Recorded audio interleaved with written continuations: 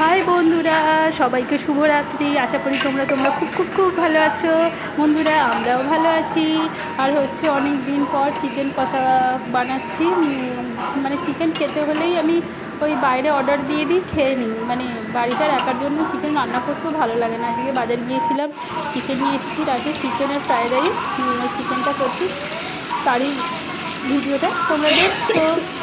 আর কি বলতো, ছোটোবেলায় আর কি বলতো বন্ধুরা, ছোটো থেকে না আমি কোনোদিন বাজার দোকান যাইনি। মানে আমার বাপি কোনোদিন জীবনে বাজার দোকান পাঠায়নি। মানে আমার মাও দরকারে কোনোদিন যায়নি, আমিও কোনোদিন যাইনি। তাও আমার বাপি 15 দিন করে বাড়িতে থাকতো না, বাইরে কাজের সূত্রে থাকতো, তাও কোনোদিন বাজার দোকান যায়নি। বিয়ের পর তো আমি সব বাজার দোকান করা সব কিছু শিখেছি, কারণ এখানে একা থাকতে হয় স্বামীর সাথে, হাজব্যান্ডের সাথে। এবার কী করবো বলো, নিজের জিনিসটা নিজেই করে নিতে হয়। আস্তে আস্তে সব শিখছি, এই আর কি। এই আজকে গিয়েছিলাম ডিম কিনতে, পেঁয়াজ, আদা, রসুন, আলু, তারই